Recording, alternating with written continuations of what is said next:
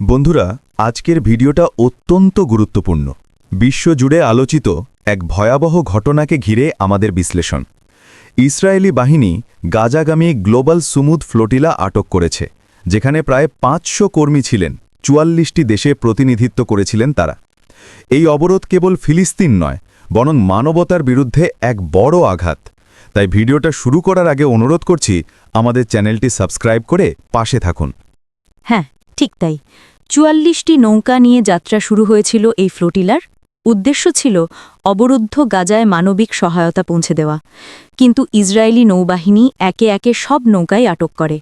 শেষ পর্যন্ত ম্যারিনেট নামে একটি নৌকাও আটক হয়, যেটিতে ছিলেন বিভিন্ন দেশের স্বেচ্ছাসেবক ও কর্মীরা। ও তাই নাকি? শুধু আটকই নয়, ৪৫৫ জন অংশগ্রহণকারীকে আটক করে ইসরায়েল।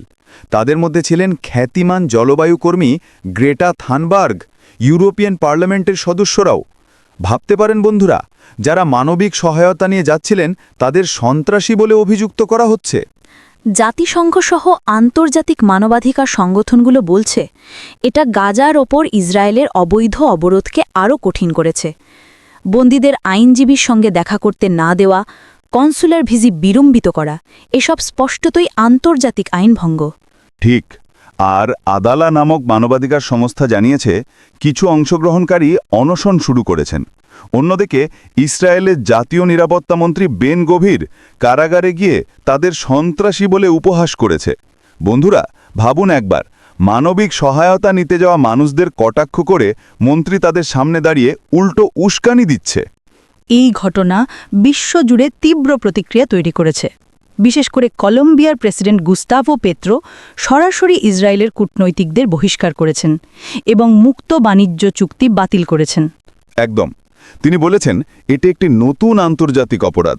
শুধু কলম্বিয়াই নয়, ইউরোপ থেকে অস্ট্রেলিয়া, দক্ষিণ আমেরিকা, সব জায়গায় মানুষ রাস্তায় নেমেছে। বার্সেলোনায় প্রায় ১৫,০০০ মানুষ বিক্ষোভ করেছে।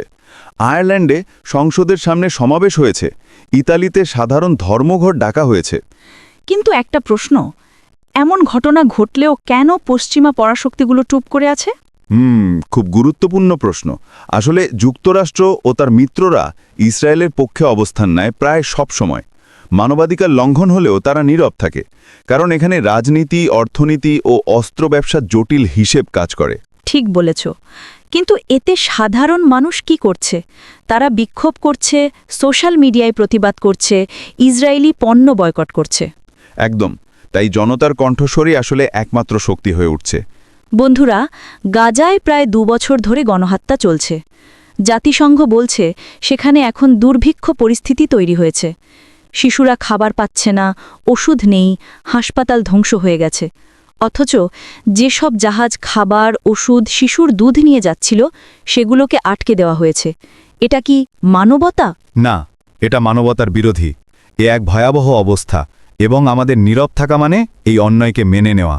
তাহলে সামনে কি হতে পারে? আমার বিশ্লেষণ বলছে, এতে ইসরায়েল আরও চাপে পড়বে। আন্তর্জাতিকভাবে তাদের বিচ্ছিন্ন করা শুরু হবে। কলম্বিয়ার মতো আরও দেশ হয়তো সম্পর্ক ছিন্ন করবে। তবে একই সাথে ইসরায়েল হয়তো আরও আক্রমণাত্মক হবে, কারণ তারা চায় না ফিলিস্তিন প্রশ্নে বৈশ্বিক ঐক্য তৈরি হোক। হ্যাঁ, ঠিক বলেছ। তবে একটা ব্যাপার নিশ্চিত, যতই দমন করা হোক, ফ্রি প্যালেস্টাইন স্লোগান থামবে না। বন্ধুরা, আজকের বিশ্লেষণ এখানেই শেষ করছি। আমরা চেষ্টা করেছি আন্তর্জাতিক প্রতিক্রিয়া এবং ভবিষ্যৎ প্রেক্ষাপট তুলে ধরতে। এখন প্রশ্ন আপনাদের কাছে, আপনারা কি মনে করেন এই অবরোধ ভাঙার আন্দোলন কি ইসরায়েলের নৃশংসতাকে বিশ্ববাসীর সামনে আরও স্পষ্ট করে তুলতে পারবে? আর আমাদের মতো সাধারণ মানুষ কিভাবে এই আন্দোলনে অংশ নিতে পারে? কমেন্টে আপনার মতামত জানাতে ভুলবেন না। আর যদি ভিডিওটি ভালো লেগে থাকে, তাহলে লাইক, শেয়ার এবং সাবস্ক্রাইব করে আমাদের সঙ্গে থাকুন। আল্লাহ হাফেজ।